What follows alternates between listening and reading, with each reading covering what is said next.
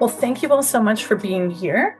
I'm Omni with the Sexual Violence Prevention Association. I'm our founder and CEO. We'll talk a little bit about our org and Forge in just a second, but we're here with our partners, Forge. Super excited to talk to you all today about anti-trans sexual violence propaganda outlining SORVO's harm. We just put out a report this morning regarding this topic, and I am just so glad this report's out there. Unfortunately, this is such a common occurrence that it's really important for the community to have language to talk about it.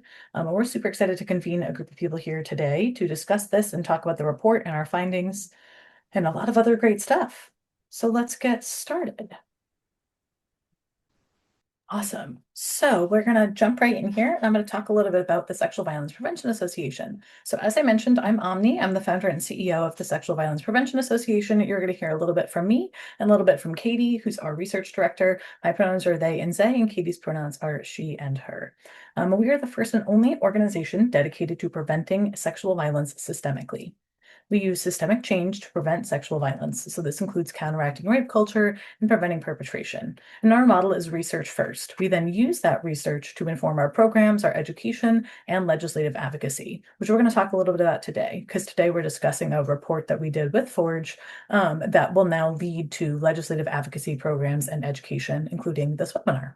So we work on that individual, institutional, and systemic level. That individual level is individual people, right? Interpersonal relationships. That's like your family, your friends, bystanders, etc. But also we work with K-12 schools, colleges, and companies. That's at the institutional level. And then at that systemic level, that's where we get research like the research we're talking about today, media advocacy, culture change via media, and legislative advocacy, which is where you get to state and federal policy change.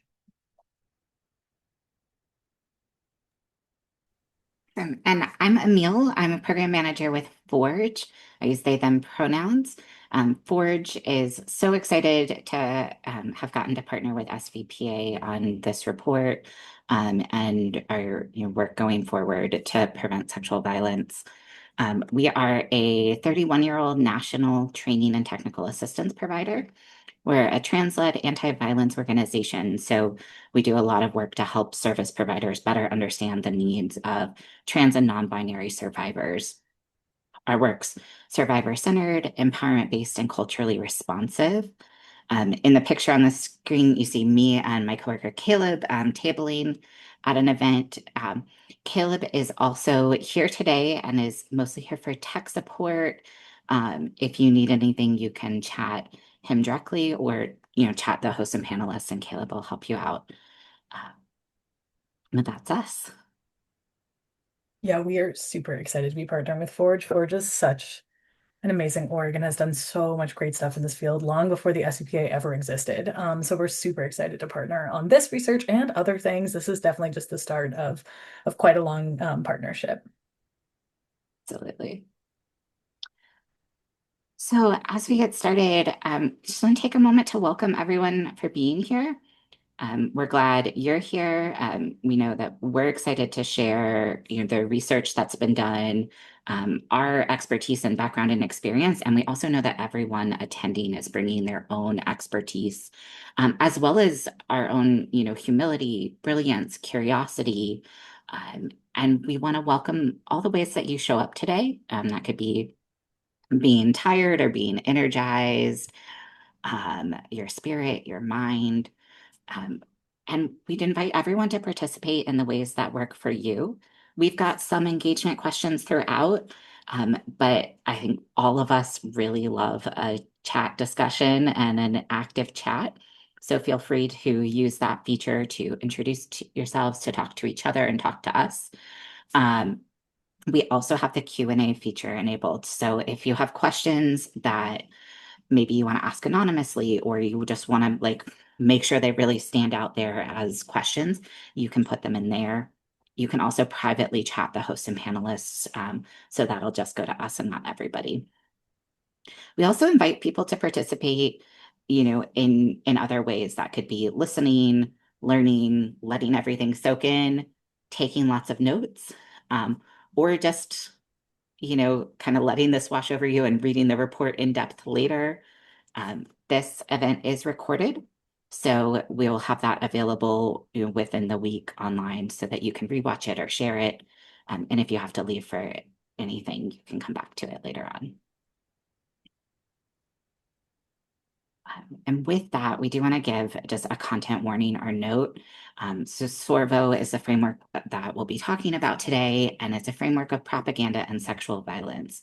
And we're specifically looking at how that applies and is used to attack trans communities. So we have, clips from news articles, quotes, and other descriptions that may be distressing for some folks. The most intense of those will be when we're giving examples of the pillars of SORVO.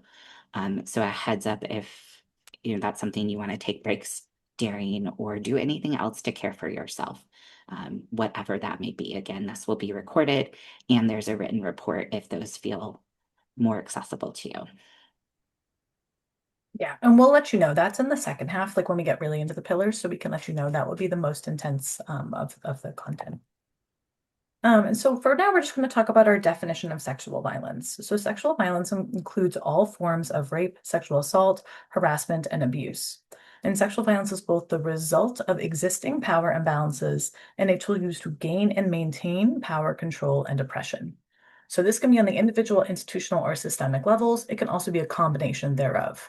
So on the individual level, sexual violence, the source of power that it may be exploited can come from physical capabilities, mental abilities, intoxication. So what that means is, a perpetrator who has a weapon, for example, or a perpetrator who is an adult and a victim who's a child, right? The power imbalances from having a weapon or from being an adult with a child, that's the power imbalance that's being exploited to commit sexual violence. And there's a lot of other examples. Another example is a perpetrator lacing their victim's drink or an adult, once again, targeting a young child.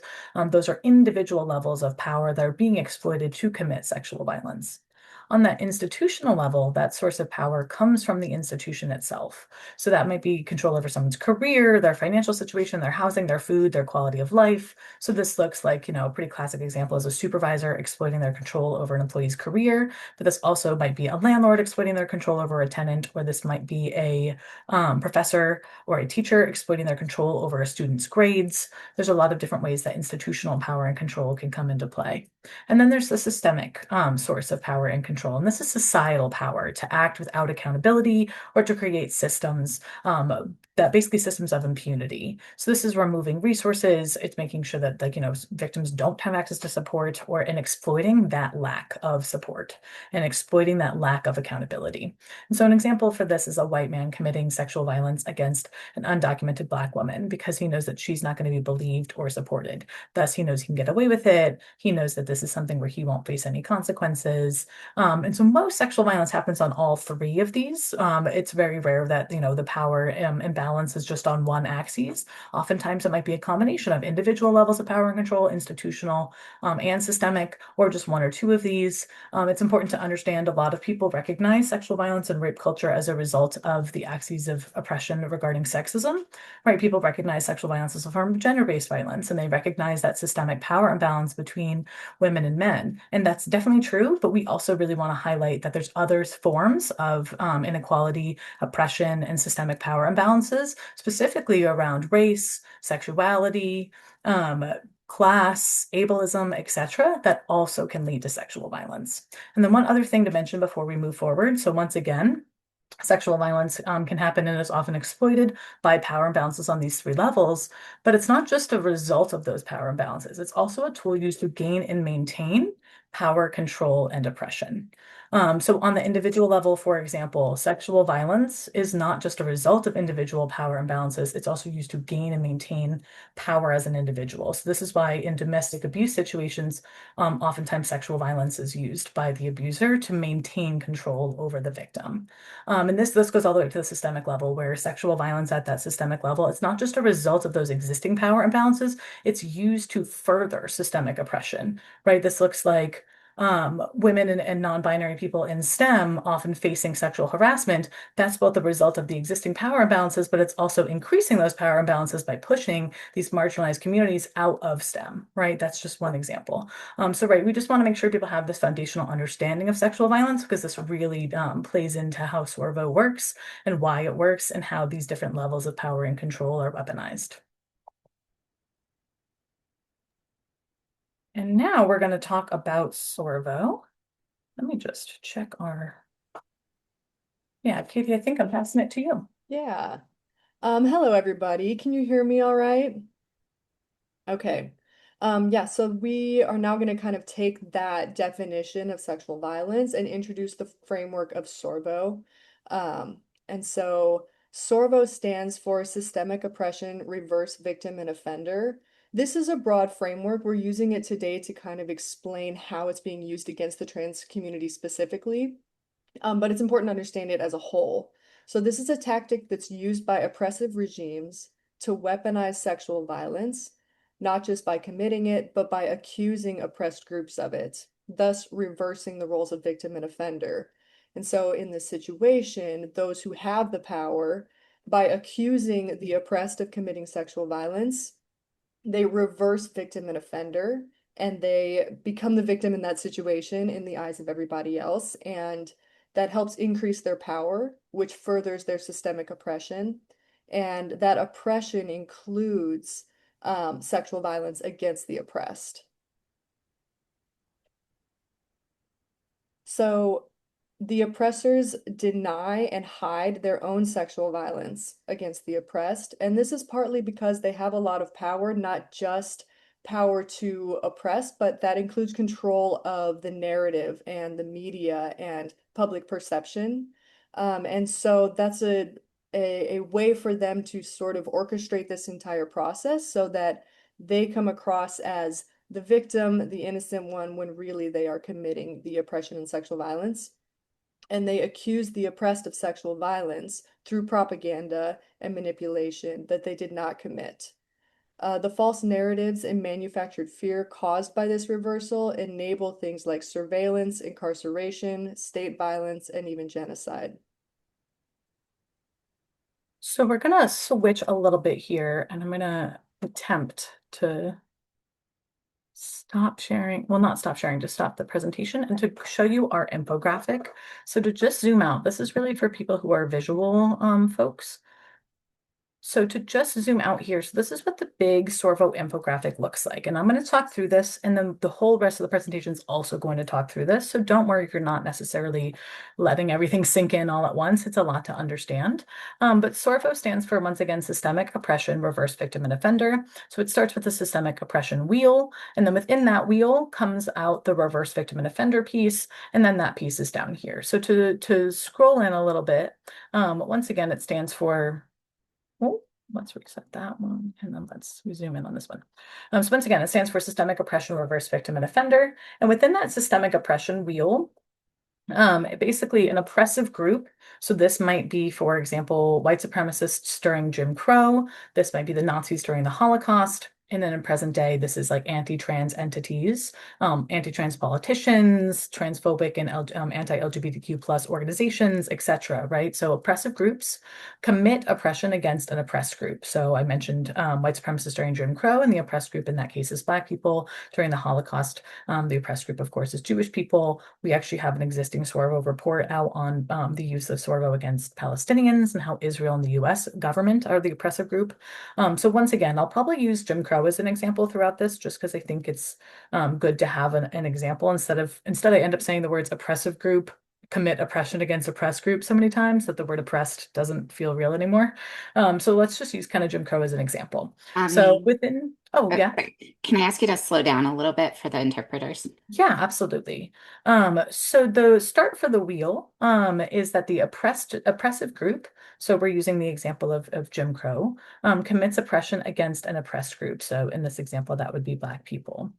And then the oppressive group's power increases due to this oppression. So white supremacists' power increased due to Jim Crow, right? Due to the oppression that they were causing, their power was increasing. And then because their power was increasing, they were able to manipulate the narrative, right? And so this means that they were able to control newspapers, to control publications, to control scientific journals, to really control pretty much all forms of media and really manipulate the narrative of what was happening, right? And they were able to manipulate the narrative and reverse victim and offender. And that's where we get into the RVO part of SORVO. Remember, it's systemic oppression, reverse victim and offender. And we're going to get into the RVO, the reverse victim and offender part in just a second.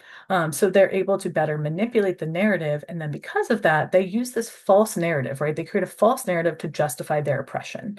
And so the false narrative that they create, during Jim Crow, for example, white supremacists created this false narrative that Black people were committing mass amounts of sexual violence. And that because of that sexual violence, they were dangerous and they needed to be separated, right? Have separate bathrooms, have separate restaurants, have separate schools, have separate areas on public transit, etc. Right. So they made a false narrative that Black people were committing mass amounts of sexual violence. Then they used this false narrative to justify their oppression. And by doing so, they increased, right, their ability to commit that oppression. They got more white people to support their cause. They were able to increase the amount of harm that they could cause. And this starts the cycle again, right? Their power increased. They're better able to manipulate the narrative because their power increased. That manipulated narrative helps them gain even more control, and the cycle continues. So that's the systemic oppression part of systemic oppression, reverse victim and offender. And now we're going to get a little bit into the reverse victim and offender part. So first, we're going to get into the reality, then we're going to talk about the narrative manipulation, and then we're going to get into the false narrative, right? This is the false narrative that they end up using. So the reality is that the oppressive group is committing mass amounts of sexual violence against the oppressed group. So in this example of Jim Crow, within Jim Crow, white supremacists were committing mass amounts of sexual violence against Black people. And those acts of sexual violence, they were frequent and common. This was happening quite a lot. And you might ask, why was this happening so often? And this was because white supremacists had had power on the individual, institutional, and systemic levels, right? They had all leadership roles within institutions like companies and large schools and things like that, right? All institutions, including the government, they had control. And then at that systemic level, of course, systemic oppression, systemic racism were all at play. So white supremacists had control at the individual, institutional, and systemic levels. Remember our definition of sexual violence. Because they had power and control on all of those levels, they're able to exploit that power and control to commit mass amounts of sexual violence.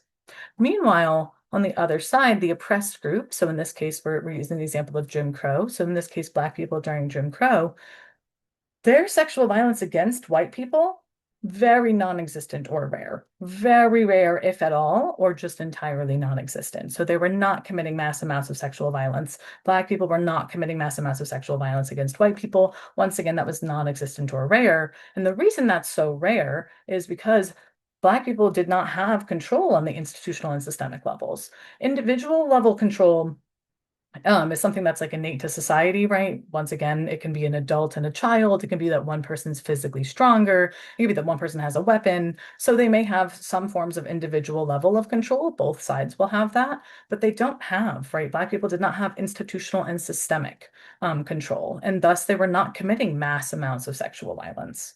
And so then basically to take this, once again, that's the reality.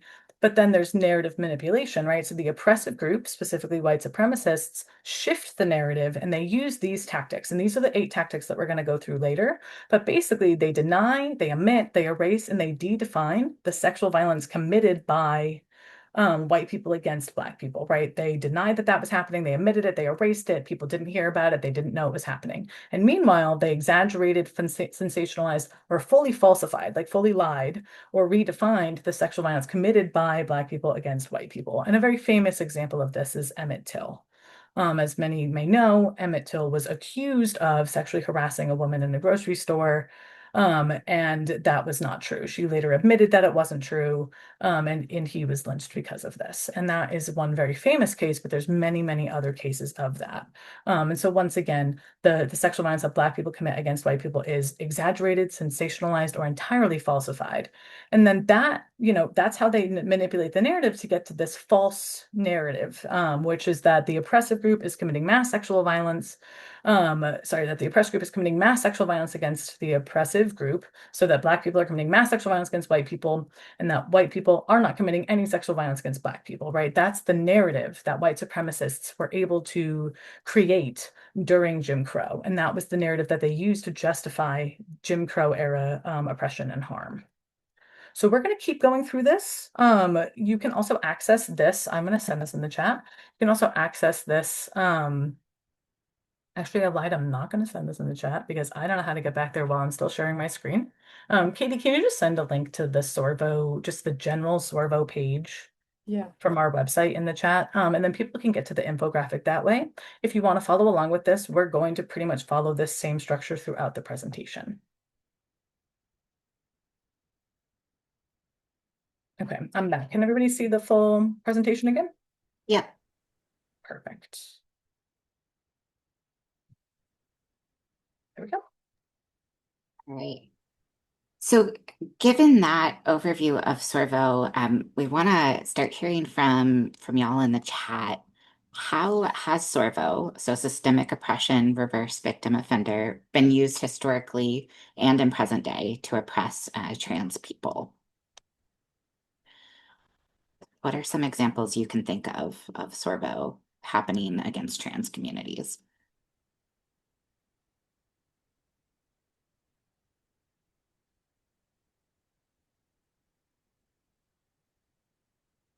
Right. Got a few answers coming in. Thank you all. Versus exaggerated bathroom violence. Absolutely. The narrative that is not safe for trans people to be in the bathroom they feel comfortable. Yeah, and I think specifically the narrative is that it's not safe for cisgender people, for trans people to be in those bathrooms.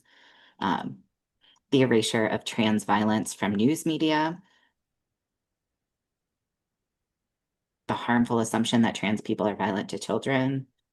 Absolutely. Yeah. The narrative that trans people try to make other children trans. Right. Yeah, if people are still typing, feel free to keep adding in the chat. But we're gonna look through some of the examples y'all just gave and some other ones within each of those 8 pillars.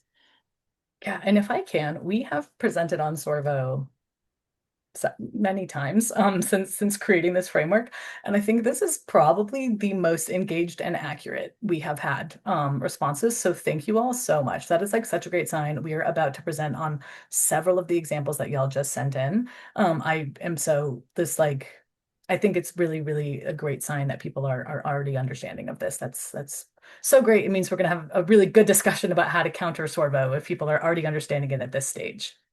But just to make sure, let's just once again go through how SORVO is used against trans people.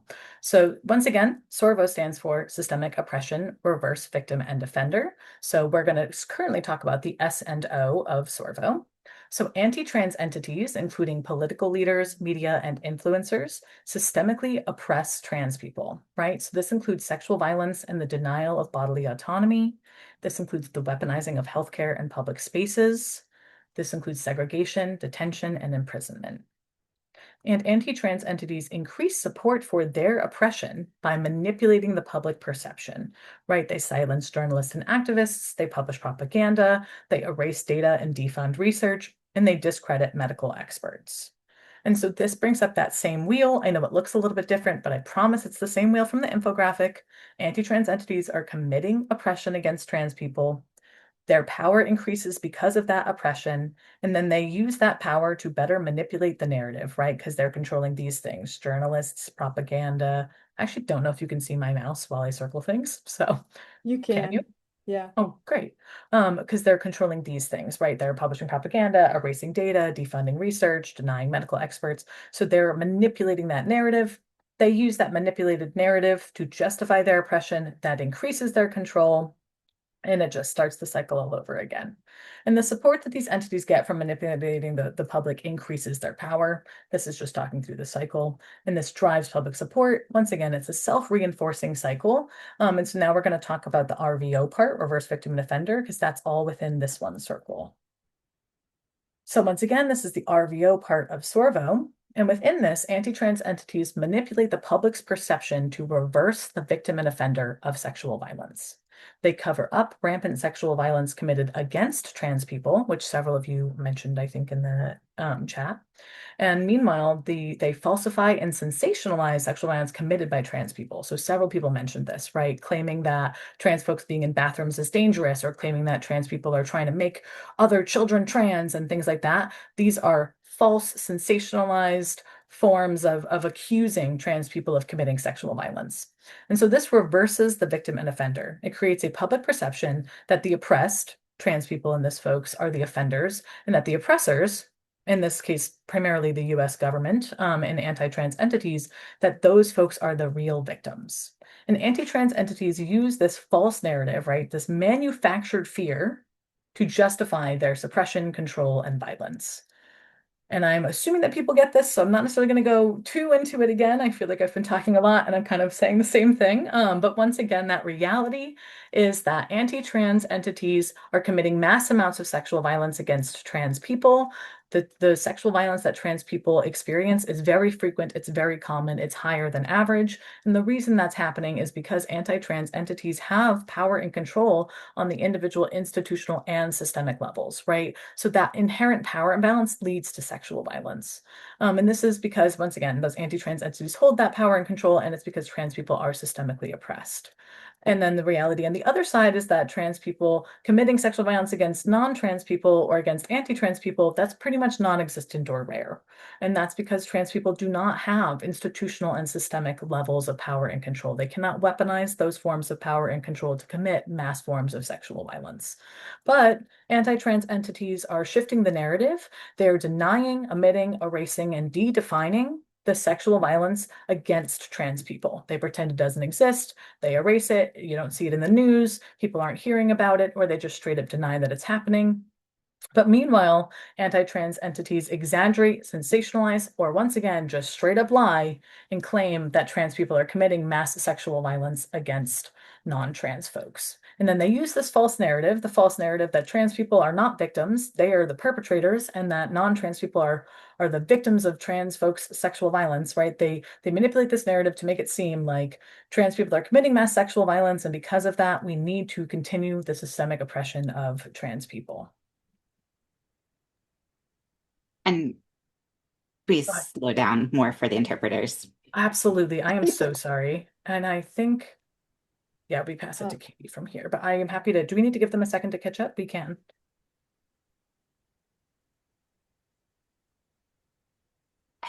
Looks caught up to me for now. I think just we'll all Perfect. remember to go slower in the future. Um, okay, I can jump in here and just speak a little bit about why this works. SORVO positions anti-trans political leaders and media as a necessary protector and savior. It positions oppressed groups such as trans people as a threat and a danger. And this creates fear, loyalty, and justification for tyranny, oppressive laws, and state violence. And SORVO distracts from real abuse committed by the government and anti-trans entities and leaders, including sexual violence. So SORVO, as we mentioned, is a broader framework and it isn't new or rare. It's been used by oppressive regimes for centuries and across the globe against many populations and peoples.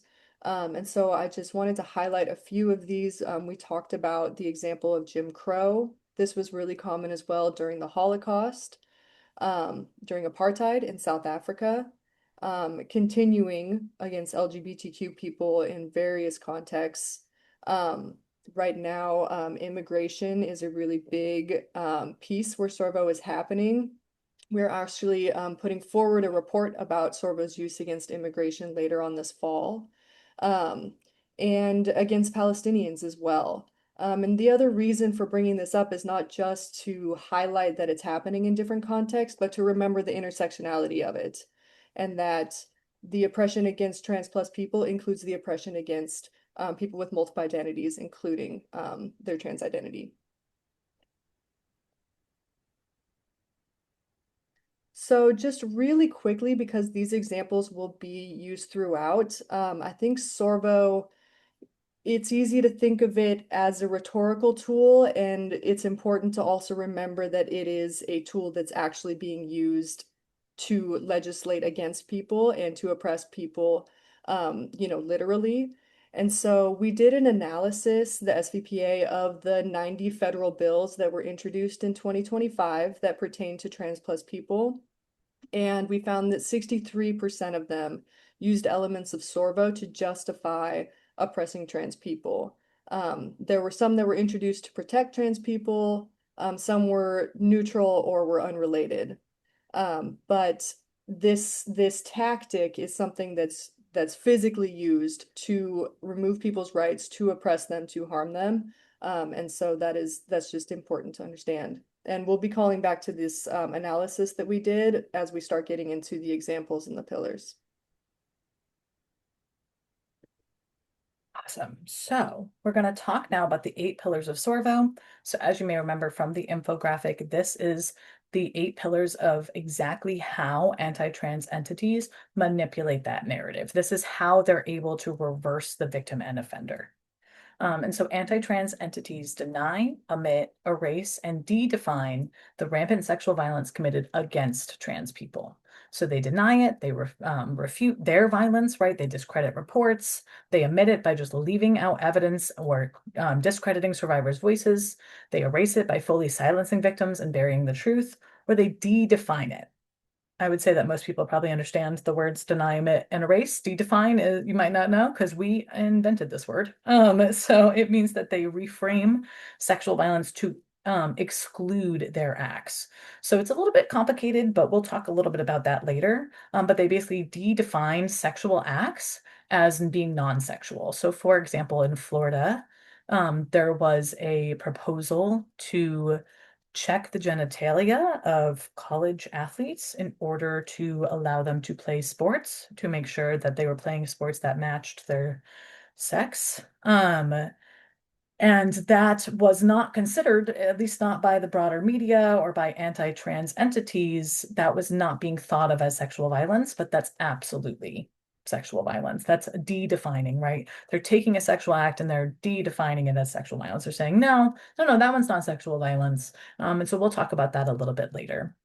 And then on the other side, anti-trans entities falsify, sensationalize, exaggerate, and redefine the rare sexual violence committed by trans people. So they falsify it, they just straight up make it up.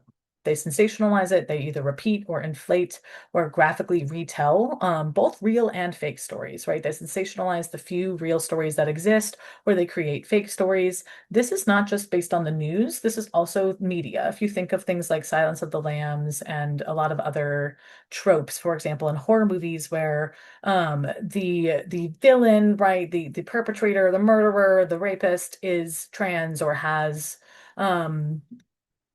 basically some hallmarks of LGBTQ plus people, that is also part of that sensationalization and that exaggeration. And they also just straight up exaggerate. They inflate the number of reports, or and they embellish on the cases that do exist, or they redefine. This coincides a bit with de-define. Redefining is basically claiming that consensual, non-sexual acts are sexual violence, right? So de-defining is taking sexual acts and saying, nope, that's not sexual violence.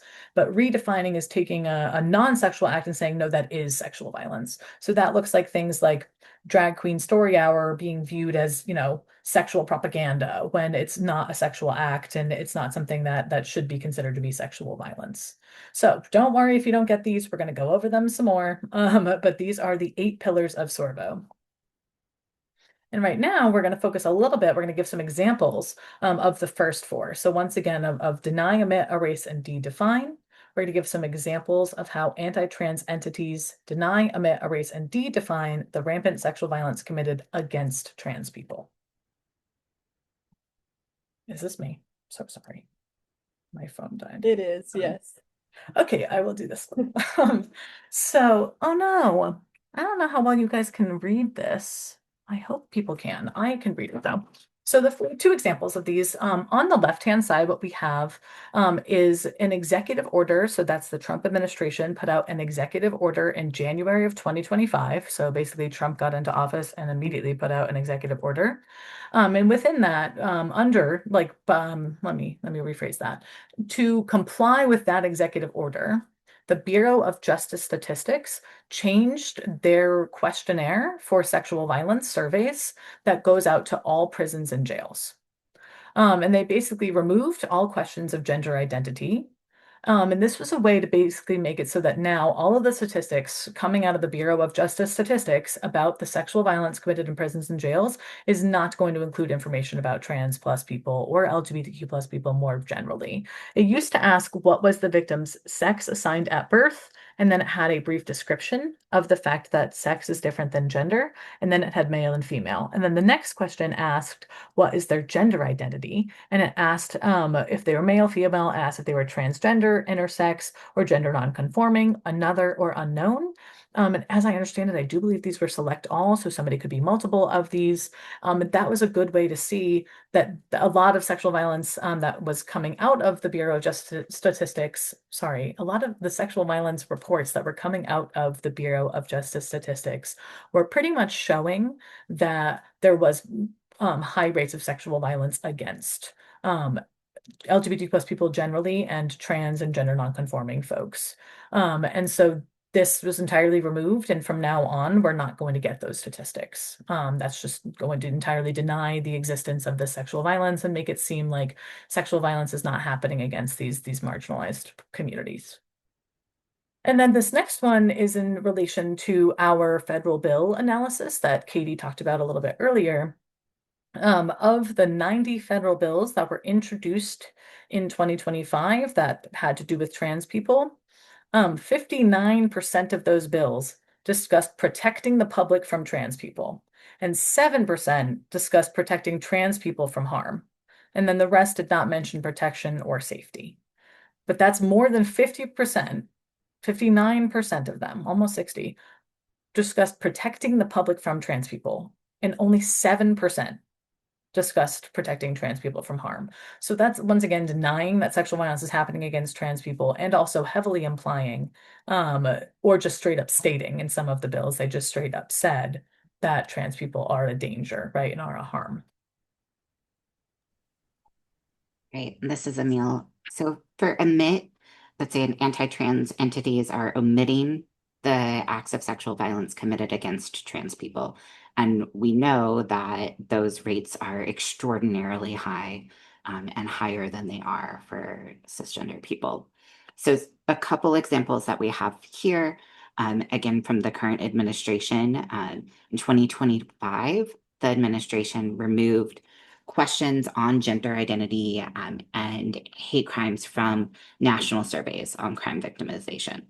So what we were seeing, though these surveys haven't ever collected the full picture of violence that trans people experience, we'd been seeing increases in hate violence, hate crimes, sexual violence against trans people in these national surveys, especially as questions got asked. But now that data is not even being collected anymore, right? So you're not able to share if people are trans when they're reporting on it.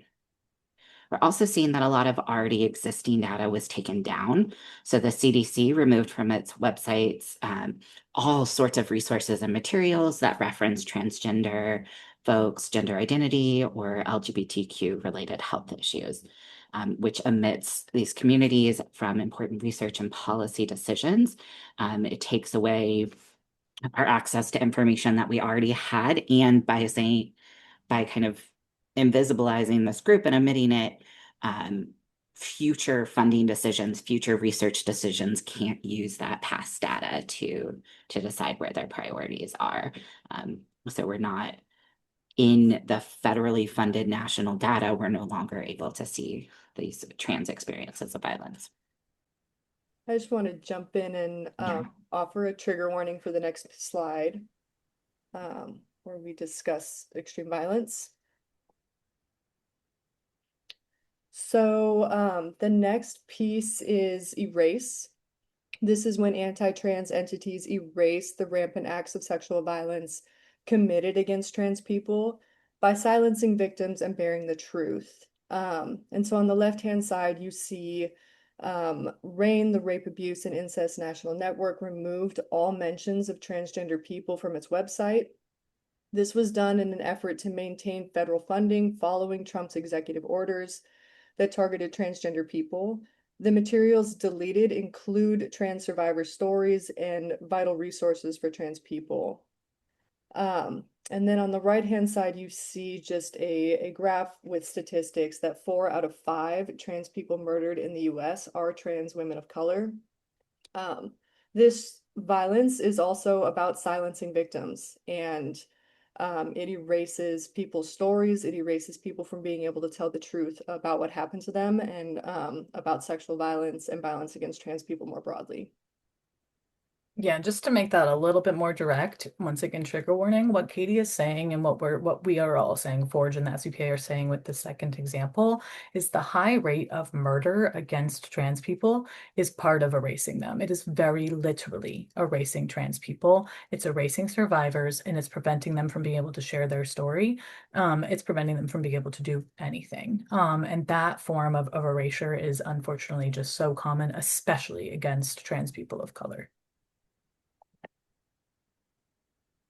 So Omni spoke a little bit about dedefining. I'm going to give a couple of examples and hopefully make it clear. This is dedefining the rampant acts of sexual violence that are committed against trans plus people by reframing the sexual violence that's committed against them, not as sexual violence. So one example of this would be strip searches. And so when somebody is strip searched, we at the Sexual Violence Prevention Association describe that as state-sanctioned sexual violence. But it's not often described that way. And so this is an example of sexual violence. And this particular case was when a transgender person was strip searched in jail and lost a lawsuit when they tried to say that this was a cross-gender strip search and it was done against their will. On the right-hand side, you see an executive order. United States elected officials and legislators have stated on multiple occasions that banning gender-affirming care is an act taken to protect children. In reality, these restrictions are acts of sexual violence committed by refusing individuals their rights to bodily autonomy, and this executive order is an example of that. And I hope I don't derail us by adding this. But a lot of intersex children, so children whose characteristics do not fit the stereotypical norm of male and female, this might be their chromosomes, this might be their physical genitalia, this might be their hormones. But a lot of children, especially those intersex children whose genitalia does not fit the stereotypical male or female, undergo forced surgeries. And these are against their consent, and they're often against what's medically best for the child. And that's also not defined as sexual violence. In this order, I believe it was this order, and if it wasn't this one, it was the other one that came out around the same time, actually condoned that practice of, once again, forcing unmedically necessary, non-medically necessary surgeries against intersex children to make sure their genitalia match the stereotypical male or female. And once again, that's defined. That's not considered sexual violence by the general public or by the media, but it very much is a form of sexual violence. Uh, Thank you so much for adding that piece. I think it's really important for us to remember that like trans and intersex struggles are interconnected in our communities. You know, there's overlap in our communities, and we should be supporting each other to have bodily autonomy and liberation. So we've gone over these first 4 sets um, of the pillars of SORVO. So again, deny, omit, erase, and dedefine. And so we just want to hear from y'all which of these you think this example is going to be. And so the example is TSA policies. TSA policies often require people to be patted down if their scanners detect any anomalies. And those pat downs often lead to strip searches and unfairly target transgender people. So there are tons of stories and examples of trans folks going through TSA and having the scanner's assumption of what their body should look like not match their body and getting strip searched or patted down. So I'd love to hear in the chat, deny, omit, erase, dedefine where this fits for y'all and kind of why you're thinking that. And I'm not sure we've said this yet, but there's not just one right answer here. We put the S in parentheses after pillar because there is a lot of overlap in these categories. So this question is less about getting the right answer and more about just kind of seeing the ways that those pillars work in real life. Yeah, 100%.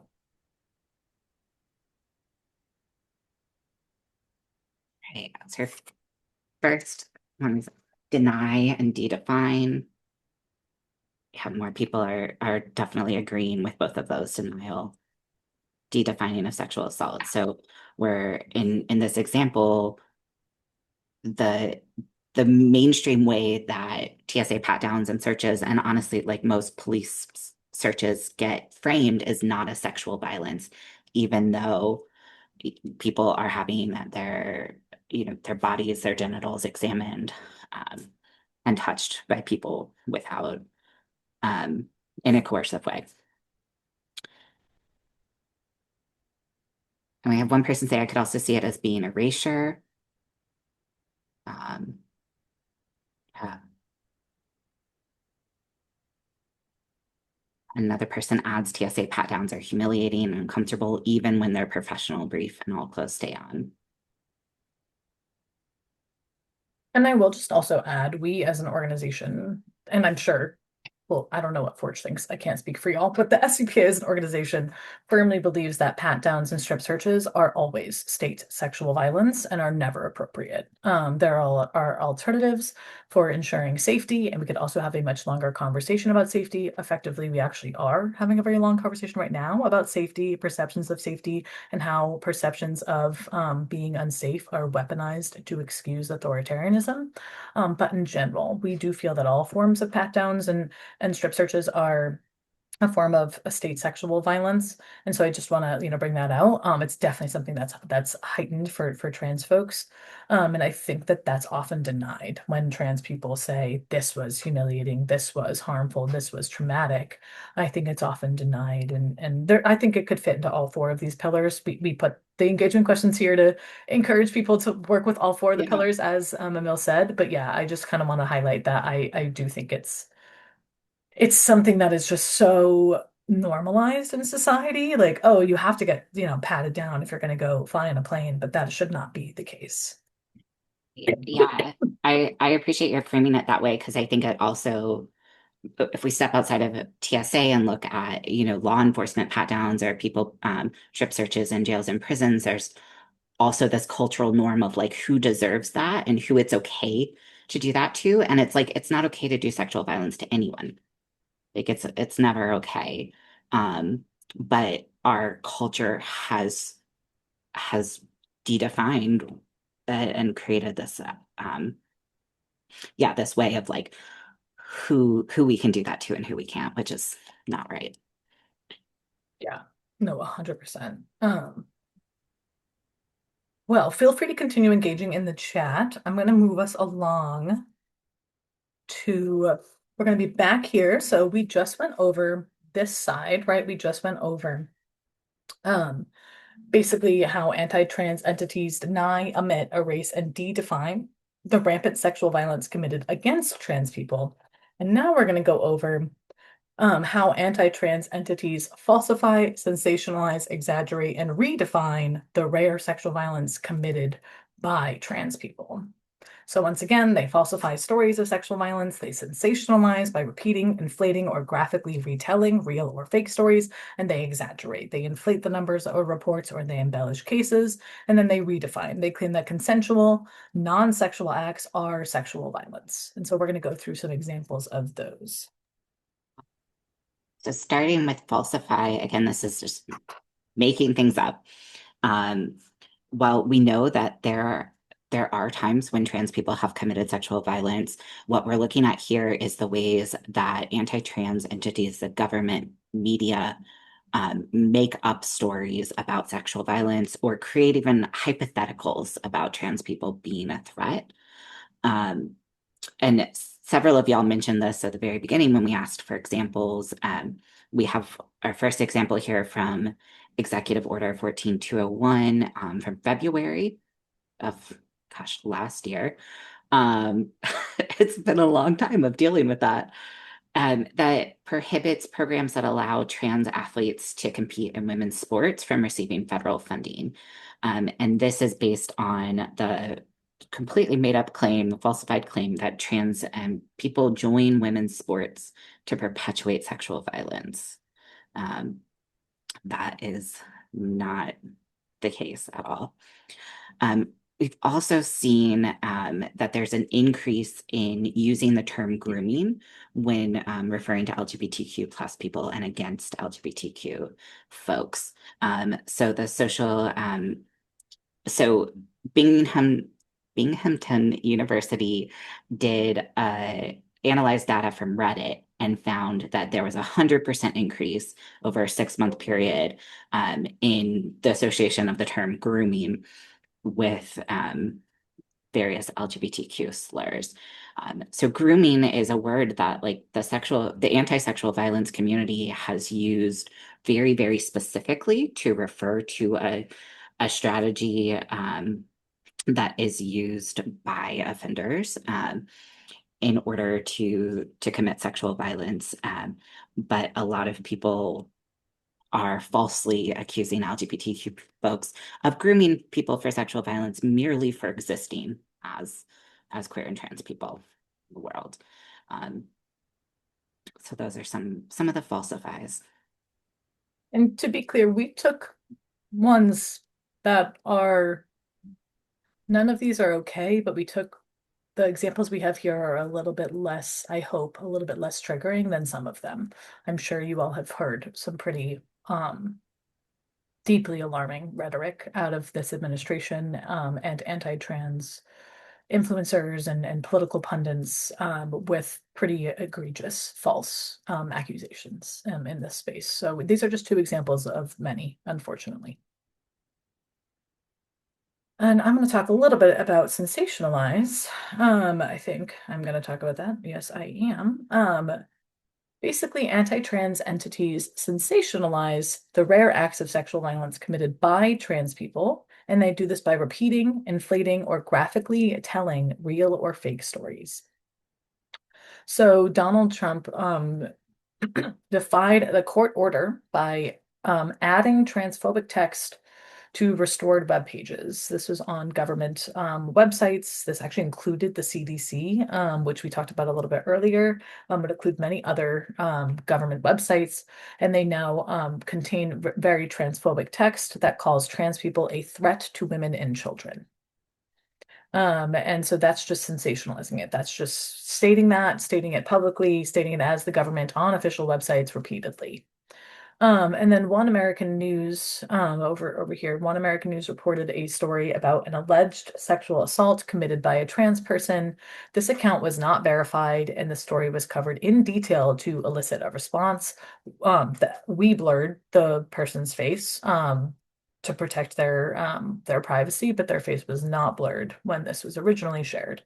And it's a very intentional language used in the headline that says report transgender migrant charged after allegedly raping 14-year-old boy in park bathroom. And this has so many dog whistles or outright harmful terms in it that it's very clearly meant to be sensationalizing. First of all, calling the person a migrant ties in with the use of SORVO against immigrants and the use of SORVO to justify the harm that's currently happening against immigrants. Um, and then the fact that they also talk about bathrooms. All of this is really tying into the harmful narrative that trans people commit mass amounts of sexual violence, especially in bathrooms, and that immigrants commit mass amounts of sexual violence. So this was very much a sensationalized story that went viral. We have this example from One America News, but this was covered by many news outlets, especially right-leaning news outlets. And this case was more than sensationalized. Um, I'm going to speak a little bit about exaggerate. This is when anti-trans entities exaggerate the rare acts of sexual violence committed by trans plus people by inflating the number of reports, embellishing cases, and amplifying falsehoods. Um, this this particular case study was unusual that we actually were not able to find like individualized cases um, that anti-trans entities were really using to ascribe to an entire community. It was really based on falsehoods that really seemed to be like the ways that these pundits were doubling down on things. And so the examples that we put forward, one would be this case where Tucker Carlson equates taking a child to a drag show with sexual violence. This is both redefining drag as a danger to children and exaggerating a relatively rare occurrence to make it appear as though drag events are everywhere and children are just I mean, I don't know if you all have been on Fox News recently, but you would think everybody's trans and which maybe some problems would be solved, but yeah, this is their version of exaggerating, is creating, what they would, trans panic, things like that, where it makes it seem like there's this mass movement, and the what they call the trans agenda, which is it's ridiculous. But that kind of leads into what you see on the right side of the page.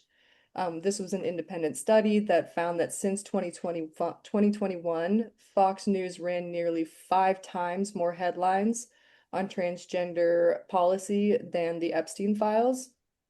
And this is really instructive because the Epstein files are about sexual violence. And so I think you're kind of seeing this duality of really creating a panic around an oppressed group while people who have a lot of power who were committing sexual violence, that was completely erased from the coverage. And so, this side of the pillars is really about creating a panic in order to justify further oppression. And outsized and imbalanced news coverage is a big part of that. Yeah, and I would also argue that the one on the right here, that this is exaggerating and it's also kind of at the same time showing like the first four pillars, right? About how the act like real harm is omitted and real harm is denied and ignored and erased, right? I think it's showing both, right? Showing how they exaggerate the harm committed by trans people, but then the harm committed by anti-trans entities, specifically politicians who are named in the Epstein files, that's being just fully erased. And now don't worry, y'all, we're on the last pillar. When I zoomed in, I think oh, there we go. And so for the last pillar, it's redefine. So anti-trans entities redefine the rare acts of sexual violence committed by trans people by claiming consensual, non-sexual acts are sexual violence. And I do just want to give one quick caveat. I know that we're talking a bit about drag performances and intersex folks, and the trans umbrella is quite large, but also I know that for some folks they prefer that trans is only used that maybe does not encompass all of these things. We're using trans and trans plus here, but I do just want to acknowledge that there's overlap, but they're not necessarily always the same community. We just want to acknowledge that in general. We're using trans plus throughout this report because otherwise it'd be very long. We'd be listing like five different populations of people every time we talk about this. But I do just want to recognize that. So we're talking a little bit about drag performances. We're talking about trans medical care, but I also talked a little bit earlier about intersex folks. These are distinct groups. There's definitely overlap, but there's also distinct groups. And I think it's important to just kind of recognize that and make sure that folks know. And we have discussion of that in the full report. It's just not something that we had a lot of space for in this presentation. So once again, how anti-trans entities redefine non-sexual acts or consensual acts as sexual violence is a few different ways. And this example on the left here, a MAGA candidate claimed that, quote, satanic forces are, quote, preying on children through drag queen story hours. And so he claimed he goes further in the full quote. He goes even further by saying that this is a sexual danger and that this is very harmful to children. I think he may have at one point called it pedophilia. That is redefining a non-sexual act as sexual violence. It's redefining an age-appropriate act of reading to children as a sexual danger. And once again, this really paves the way for oppressive action by making it seem like trans people are a danger. And then on the right, we have a little more of our analysis that we had done on the 90 federal bills introduced in 2025 that pertained to trans folks. Of those 90 federal bills pertaining to trans folks, five of them specifically pertained to drag performances, and all five of those, 100% of them, redefined drag performances as a danger to children. So 100% of the bills in 2025, federal bills that had to do with drag or drag shows or drag performances or anything like that, 100% of them defined drag performances as a danger to children specifically. And then also of those 90 bills that we've talked about, 22 of them specifically pertained to transgender medical care. And of the 22 bills introduced in 2025 that pertained to transgender medical care, 77% redefined gender affirming care as mutilation or abuse. Five of them, the rest, um, basically either protected access to gender affirming care, remained neutral, or were unrelated. So once again, that's 22 bills about transgender medical care, 77% of them. So very much a majority. We're defining it as mutilation or abuse. So redefining, once again, is a very key tactic used in oppressive legislation. And by doing this, they're redefining sexual violence to include these actions in order to make it seem like trans folks and people within that umbrella, trans folks, drag queens, intersex folks, etc., are committing mass amounts of sexual violence. Right. So again, just looking at those last four pillars of falsify, sensationalize, exaggerate, and redefine, we'd like to hear from y'all what you think apply to this example and why. So on the right, there's a picture of Laura Ingraham reporting a story about education, and the title is Doom and Groom. And a tagline says, at a young age, our kids are bombarded about sexual and gender identity. Um,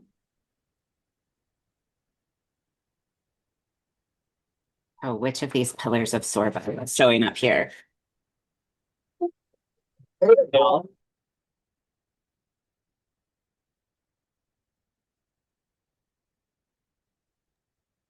I'm seeing exaggerate and sensationalize.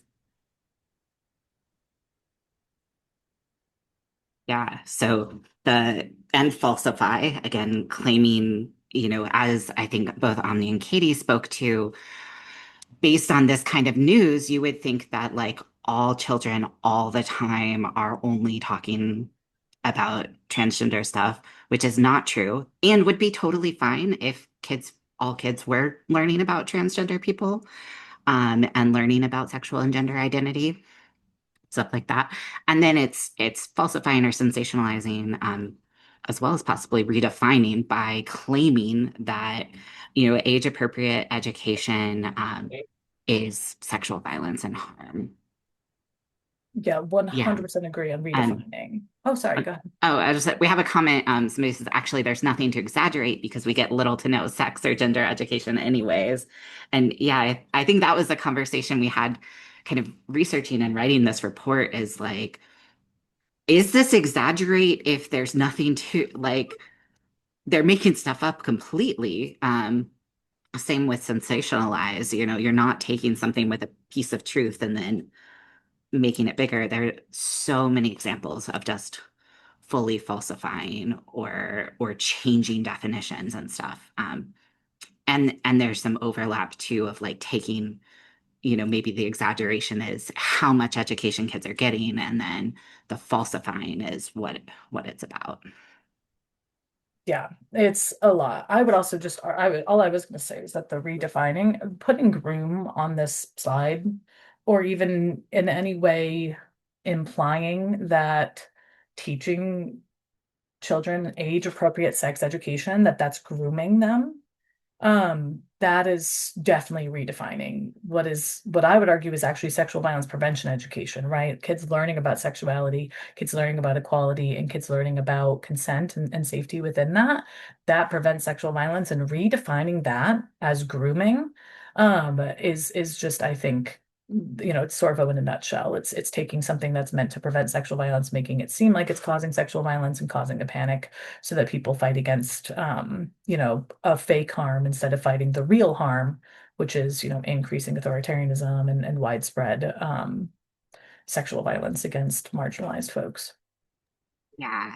And I always feel it's so important to point out that like research shows that when kids know the names of body parts and are able to talk about their own bodies at a very early age, they are better able to tell someone and ask for help if sexual violence happens to them. And right, we want sexual violence never to happen to anyone, but if it does, we want people to be able to tell someone to get it to stop and to get help. So like teaching kids the names of body parts and to talk about them is helps do that. 100%. And consent education needs to start when they're young. Consent is not only something that happens with sex, it's something that happens in all aspects of our lives. And teaching kids about consent in a non-sexual avenue at a younger age really instills those values, those beliefs, that knowledge, and that practice of saying no, of making boundaries, of holding those boundaries, etc., and of respecting when other people do so. And that's so key to preventing sexual violence later in life. But when we talk about providing consent education to children, especially children under 12, we get so much pushback as an organization, so much pushback. Oh, why would kids need to learn that? Like they're not having sex, and first of all, the purpose is not just sex. Consent is a key element elsewhere, and also children that young absolutely are victims of sexual violence, and if we don't teach them the right names for body parts and about consent, how are they going to know, and how are they going to communicate, right, that's happening? All right, I'm going to move us along to why Sorvo works. This is a repeat slide, but I think it's helpful after we go into kind of the detailed methods of the ways that Sorvo's enacted to zoom back out and to think about why it's so effective. And so, just as a reminder, Sorvo positions anti-trans political leaders and media as a necessary protector and savior, and it positions oppressed groups such as trans plus people as a threat and danger. It creates fear, loyalty, and justification for tyranny, oppressive laws, and state violence. And it distracts from real abuse that's committed by the government and other entities, including sexual violence, particularly against oppressed people.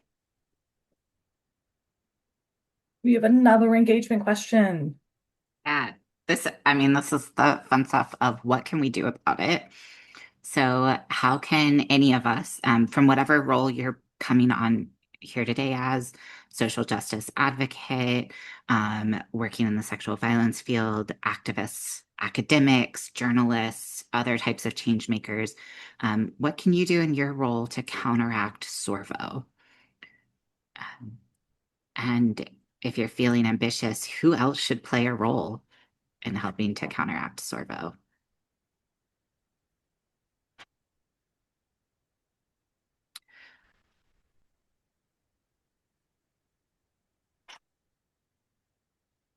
And I think while people are thinking about it, I just want to reflect, what Katie was just saying about why SORVO works. A common question we get asked, when working with like domestic violence organizations is like, what about bathrooms at shelters? And it often comes from folks where there's never been a problem in the bathrooms at shelters, and the bathrooms are like often single occupancy anyway.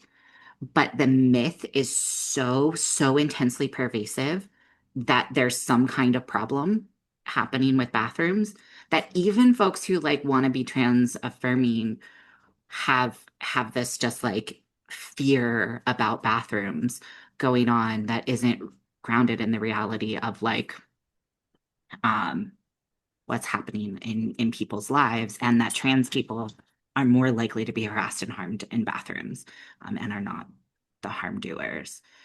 Um, so that's one way I think like we can all see that it influences us. And with that said, that gave people time to type in the chat. Great. All right. So things we can do about it: educate others of false narratives they may be perpetrating. Absolutely. Um, One organization is putting up a transgender history mural in San Francisco, so education and representation. Another person is speak up. Oftentimes we hear things that are not appropriate and we don't speak up, so we don't cause friction. So stop and speak up. Yeah, it is okay to cause friction. And I would argue you might not even be the one causing the friction. The person who said the harmful thing is, and you're responding to it.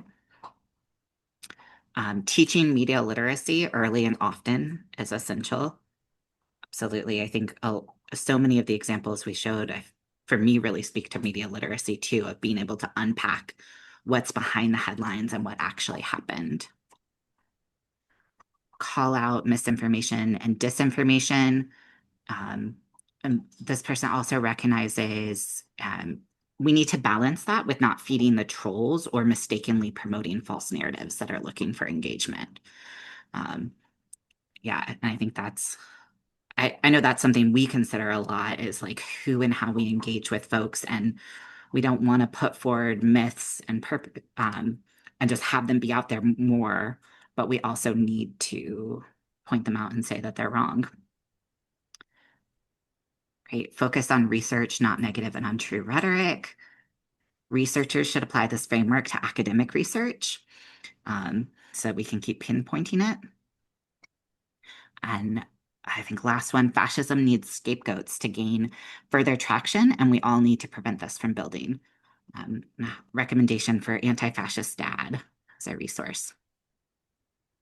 Yeah, totally agree with that. I also want to highlight one key way that activists, advocates, etc., can counteract SORVO is by amplifying the voices of trans survivors, right? There's so much effort to deny trans survivors and to right, deny, omit, erase, and dedefine trans survivors. And that's something that Forge is doing. But Forge has, I think, one zine already published and is working on the second zine, as I understand it, from trans survivors about their experiences. And I think that's a really key way of counteracting SORVO is amplifying trans survivors' voices, legitimizing them, and not that, first of all, they're inherently legitimate, but legitimizing them and trying to amplify them to folks who may not have seen them before.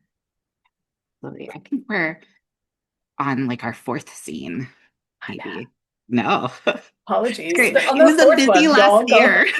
go read them. They're really cool. I'm actually so Thank you. excited for this next 5. one. Caleb corrected me. We have 5 out. Amazing. Yeah, like that Um, is a really key way to please somebody send that in the chat if you haven't already. But yeah, that's a really good way to counteract SORVO's amplifying survivors' voices. yeah. And we have one more that I really like, which is pushing for more AI protections on social media, as that's a way that people are creating fake stories. Yeah, Absolutely, absolutely. 100%. Yeah, so this is just basically what we have about how to fight SORVO. This is just broad. What everyone has said is like very much aligned. Just name it, calling it out when you see it, learning the 8 pillars so that you know what to look for. Let me slow down a little bit. So naming it, know when you're seeing SORVO, either to quickly dismiss it or to call it out to others. learning the 8 pillars so that you know which is happening. Sometimes, once again, it doesn't fit neatly into one of the pillars, but still knowing, oh, okay, what's happening here, or looking at a report and saying, have they omitted or erased the data on trans survivors, right? Thinking about those things, or looking at a report and saying, is this like just a full falsified, like, report on sexual violence, something like that, is really helpful to just kind of have those in your back pocket. And then asking critical questions, right? Who is being erased and who benefits from this fear? I think one of the key things that people can do, especially in this day and age under authoritarianism, is to figure out when you are experiencing fear, who is benefiting from that fear, who is that fear of, where is that fear based, and how can your fear, right? How can our dysregulation of our emotions potentially be weaponized against us? Somebody mentioned in the chat that fascism needs scapegoats. Yes, it needs scapegoats and it needs fear. The way that it gets people to act is by making them in fear. And so when we feel fear, because it is no one is immune to this, right? When we feel fear, figuring out who am I, like, why am I feeling fear? When I feel unsafe, right? Why am I feeling unsafe? Where is that narrative coming from? Is that feeling accurate? And if it is accurate, right? Why? Or if it's not accurate, who's benefiting from this fear? And then centering survivors' voices, especially from oppressed communities, and then refusing moral panic, not letting lies justify violence. And the final reminder, SORVO only works when people don't recognize it. So the real big key is just exposing it, the making sure that we learn it, we teach it, we call it out. We can really fight SORVO by just telling the truth and by saying, this is SORVO, we shouldn't be reading this, or this shouldn't have been published in this paper, or this is SORVO, we're missing these, trans survivors' voices, we're missing this in the data. All of those things are just super, super important. So this is the full report. You can scan this QR code, or if somebody could put the link in the chat, that would be great. The full report goes a lot more into the details and just a lot more information in general. It's a bit long. It's like 34 pages, I want to say. Really strong report. Oh my gosh, I'm so sorry. This is our old cover. But this in general is just so important. Please read the full report, take a look at it. And then if you want to learn more about SORVO generally, here are our other reports on that. So we have a big report where we basically create the framework and we explain it within 4 case studies. We explain it within the case studies of the Holocaust, Jim Crow in the United States, apartheid in South Africa, and LGBTQ plus oppression generally, but that's once again a historic analysis.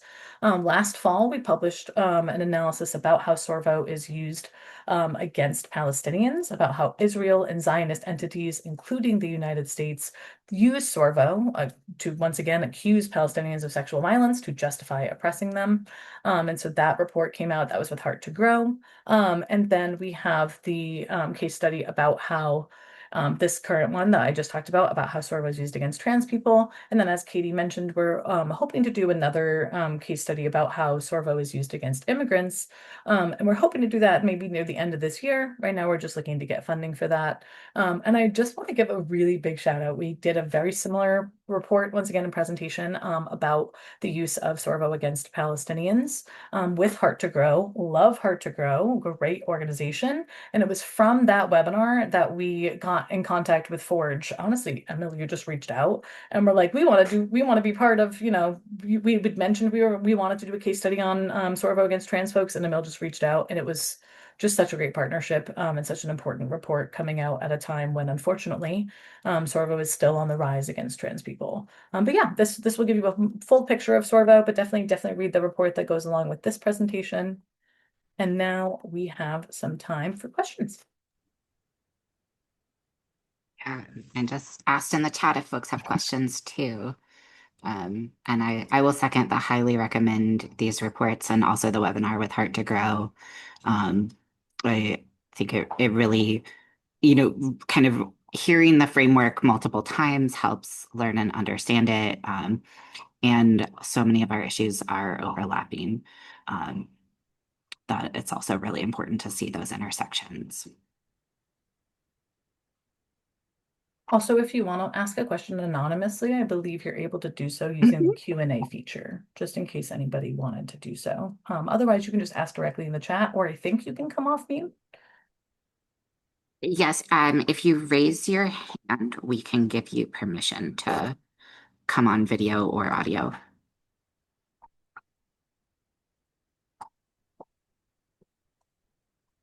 I think one of the things I was thinking, even just today as we're going through it, is just how many examples there are of this. I mean, we had two or three examples per pillar today, and that's like a small number from the fuller report.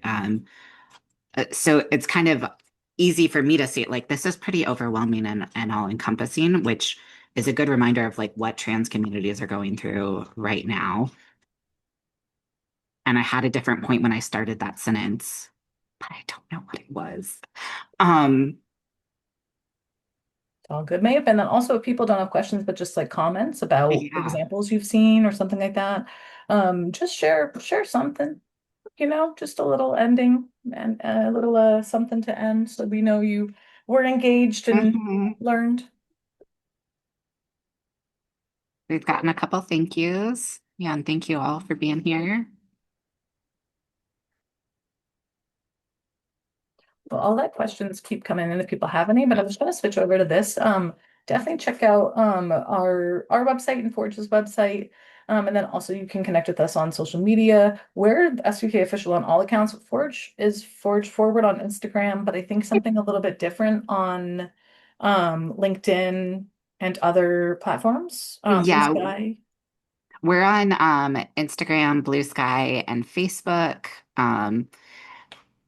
And we couldn't get the same tag on all of them, but you can find all of our social media through our website. And Caleb just dropped our link tree in the chat, which has all of the links. Thanks, Caleb. Actually, if somebody could also drop our link tree, that's probably also faster. Our link tree, Katie or someone, if you could drop it, it's our org/links, like LINKS. I'm pretty sure. And I will say for Forge, we love to hear from people, about how you're using this research, this information, about other things you want to, and opportunities for collaboration. It's so important in these times and always that our communities work together to respond to and end sexual violence. So please connect with us outside of this webinar as well. Um, we did get one question/curiosity. I wonder what type of interventions would be most impactful for changing SORVO narratives/preventing SORVO narratives, and if that's something that can be rigorously evaluated. Mel, do you want to take it? I can take it. I would love for y'all to take it. You've been doing the most work with these narratives. Yeah, so something I really would like to do, a couple things. One, we have thought about doing studies, a couple of different like rigorous academic studies. So this what we did here is secondary research. But we were interested in doing well, we actually did a little bit of primary research with the bill analysis for this, but we're looking to do some primary research on ways to counteract it. And a couple of those things are what sort of messaging is effective when people do see SORVO, what sort of messaging, what sort of comments, what sort of alternative headlines, right? If there's like a headline saying, drag queen story hour is, sexual violence against children, what sort of like, articles or what ways are people engaging with alternative perspectives and how is it best to reach people? And is there specific language that's better to reach people? That I think is a very key kind of study because we have a lot of examples, for example, from pretty, I would say LGBTQ plus publications for this report. So we had like LGBTQ plus Nation. We have Prism in there a few times. I think we might have had Pink News or Autostraddle. We had a few different publications, right, that are countering when Sorvo happens, right? So we had an example of Sorvo and we'd have like, their headline explaining it. And the reason we kept using their headlines is because they were explaining it so clearly, right? So how can we get that going? What language works best for people to understand this and break it down? And then another key thing is actually working directly with reporters. And that's something we're hoping to do, both in terms of research researching it, but also working directly with them. When they're framing an article, what is the best way to go about this? Or when they're looking and they're seeing SORVO happening, how should they cover it? Or if they're asked, oh, please go find cases of trans folks or immigrants or people of color committing sexual violence so that we can write an article, basically perpetuating this narrative. How can they push back against that? How can they push back against their editor? How can they say, well, that's not a framing, an accurate framing, right? What are ways that the media themselves, basically, reporters and editors and publishers, can take action? And I think that that's something we're looking to do in the future, is work directly with these folks in the media, because a lot of this is driven by the media themselves. And something else we're looking to do is working with politicians and working with communications directors within political offices. So, for example, within congressional offices, working with their comms people so that when somebody asks, like, somebody, right, like let's just say a leftist politician is asked what's supposed to be a hard-hitting question, where someone says, oh, you don't support women in sports. You don't support women in sports because you're letting quote unquote men come in and be a danger to women in sports, right? When somebody says that, says this false equivalency, this false fear, all of that, how can they best respond? Right? How can they say, oh, well, they could just say, oh, well, that's Sorvo, but people don't necessarily know what Sorvo is, right? How can they best say, no, that's not accurate, right? How can they get ahead of that framing? And then not only how can they get ahead of it when they're asked it as like a hard-hitting question, but how can they actually like being sure that they're already cutting it down before it gets to them, right? Saying we need to protect trans people in sports, for example, because trans people in sports are not a danger, and trans people in sports are actually predominantly the victims of sexual violence that happens in locker rooms and bathrooms, not the perpetrators of it. So we put out this, report, this article, etc., or this new, legislation. That I think would also be a very key thing of like, how is this messaging and framing used, and then how can we counteract it, both from the media themselves, but then also from legislators, and the ways that legislation itself is framed around Sorbo. So I hope that answered that question. That was great. Thank you. And it looks like we are at time. So I put my email in the chat. You can also reach all of us through, our websites. And I'll put folks in touch if you email me directly. But for everybody's time, we'll let folks go and just thank you all for being here. Thank you, SVPA, for being such an awesome collaborator and for doing this amazing research and building up this framework. We're excited to work with you, and this has been great.